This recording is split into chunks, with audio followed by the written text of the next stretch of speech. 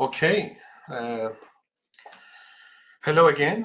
My name is Sasan Sadrizadeh. I'm a researcher at KTH Royal Institute of Technology in Sweden.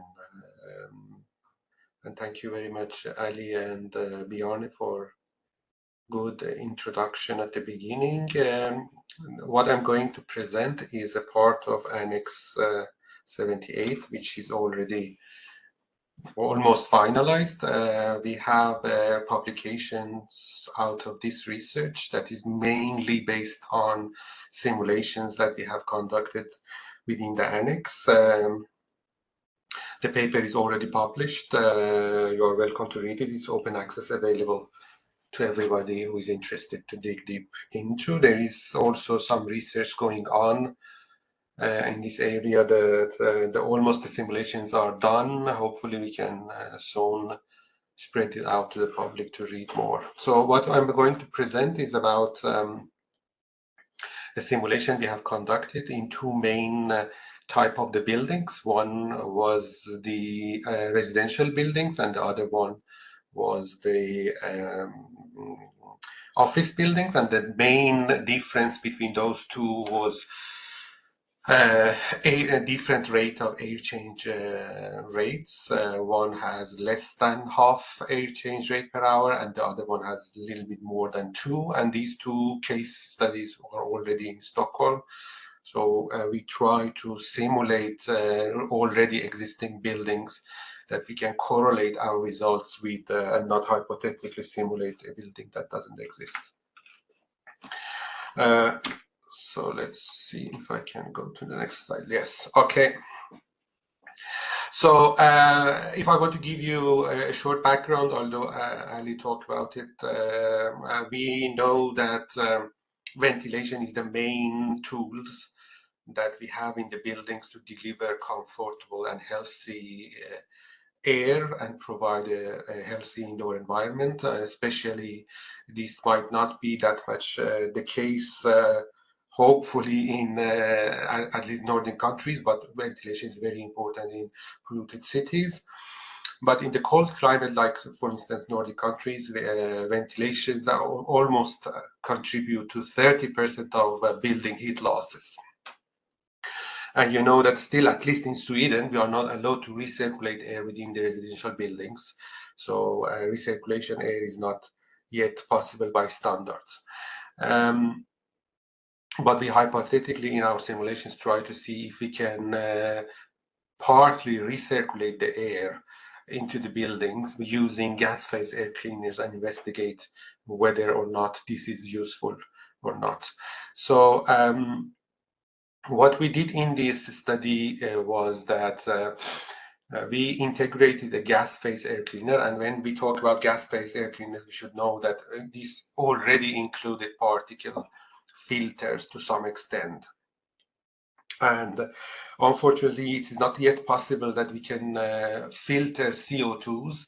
So we use CO2 as an indicator of air quality in the building. So what we did, this is the simulation tools that we used was Transys. We simulate two main buildings, as I mentioned. The investigated parameters was heating demand of ventilation in both buildings. Then we have TVOC level with 60% capture efficiency. We also use indoor CO2 level just as a monitoring point. As I mentioned, we cannot remove CO2s, to my best of knowledge, efficiently yet. And possibility of indoor recirculation we investigated as well. And the simulation case, as I mentioned, we have considered two buildings. One is an old building without heat recovery ventilation. And then we also investigated a residential and office case with various air change rates per hour. This is the schematic view of the model that we made up in Transys. And if you scan the QR code, it will direct you to the original paper that I'm presenting today. So in these two case studies, we had a residential building, both almost 2,000 square meter. They are in the Stockholm with centralized air handling units. The residential building has 0.45 air change rate. And we have also implemented an occupancy schedule. So the schedules implemented over the 1 year that we simulate. We also have the office building. Air change rate was 2.1, and we have a schedule for both occupancy and ventilation, because office buildings might not be occupied during the weekends or over after 4 or 5 p.m. every day. But ventilations are working 24/7 in residential buildings, in our case at least. We dig deep through different standards to see what are the thresholds for TVOCs and other pollutants indoors. And of course, not surprisingly, we received quite diverse recommendations in different standards, which partly might be understandable. We have different outdoor climates and indoor airs, and but to some extent, some of those are quite diverged, which also something that we need to consider. But anyway, these are the parameters that we try to integrate into our simulations. I will not go through in detail, but the paper, as I said, is available. We try to simulate different case studies. So I continuously jump between residential buildings and office buildings, because the main task was to compare whether the integration of gas phase air cleaners are efficient in one specific type of buildings, or it works for both. So residential buildings, we test the ventilation with heat recovery and without heat recovery, and keep in mind that we have only 0.45 ACH, which is later showed up that this is an important parameter to consider. So ventilation with heat recovery, the recirculation effect on heating demand is negligible, and this is partly understandable. We have not that much air change rate, so we don't discharge a lot of air to the outside door. So by this, the results shows that integration of air cleaners might not be that effective. Of course, it has some effects, but it's not that much effective.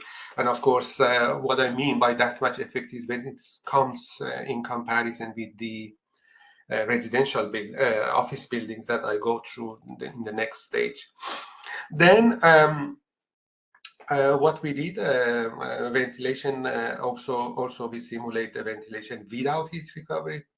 So we test both with and without heat recovery. And then again, it shows that integration of air cleaners are not that effective as we expect. So then we move to the office buildings, which we have more than 4 times air change rate per hour. And then we test again ventilation with and without heat recovery. And then in this case, we see that recirculation has quite a lot of impact on compared to the residential building. So what we showed here is that air cleaner implementation might have a good impact to save energy. And what is the main difference between the office building and residential buildings that we simulate? And that was, of course, ACH, that has almost 4 times more in office buildings. Then this struck to our mind that, okay, whether this parameter is something that we need to more investigate during our simulations.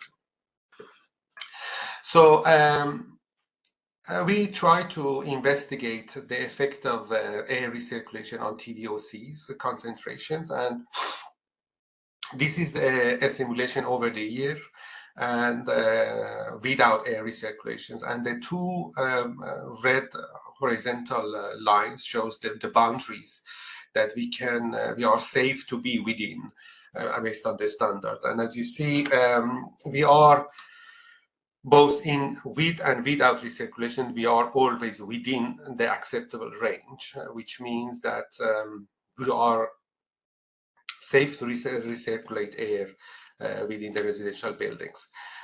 Then we try to, in residential building, investigate the impact of air recirculation and ACH on TVOC and CO2 concentrations.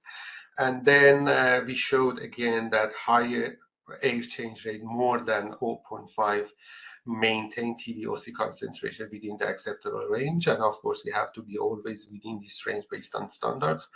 Thus, adding air cleaner and recirculation is, and of course, based on the simulations, beneficial. But as I said, we didn't do any real measurements. So it's better that I say might beneficial to reduce building heating demand. Then CO2 concentration, as I said, we used as an indicator, and different percentage of recirculations. Of course, we test with 0 recirculations and then 50% recirculations, and we show that that amount of air change rate does not change the CO2 level. And one might be that the main source of CO2 in this case is outdoor air, so it doesn't matter that much how we recirculate inside, and of course that's relative to occupancy rates, but this is what is showed in the simulations.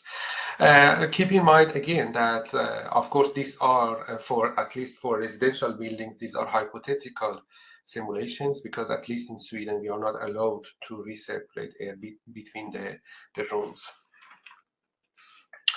As I mentioned, the paper is out. There are way more results presented there in details. Due to the time, I'm not going to the details, but I try to here to recap the main findings of studies that we did. You are welcome to read the article in more details. But what we did in short, we try to implement gas phase air cleaners in both type of buildings, residential buildings and office buildings.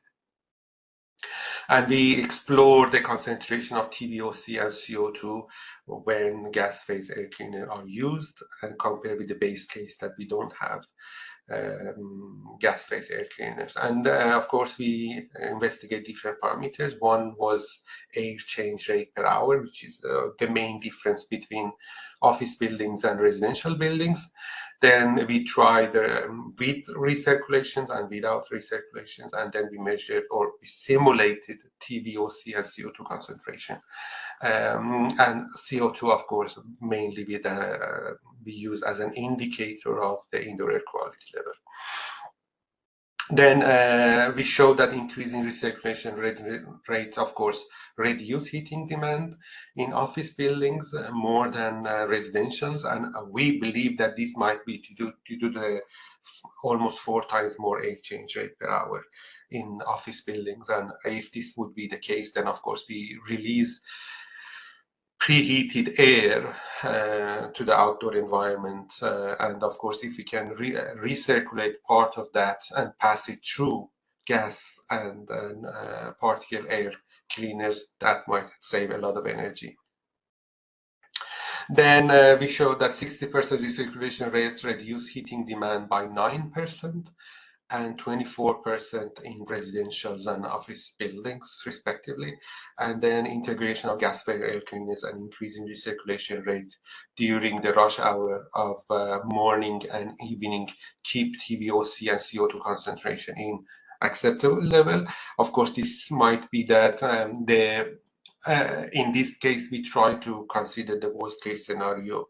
And if we can hold the standards in that hours, then we are safe and good to go with gas phase air cleaners and recirculation.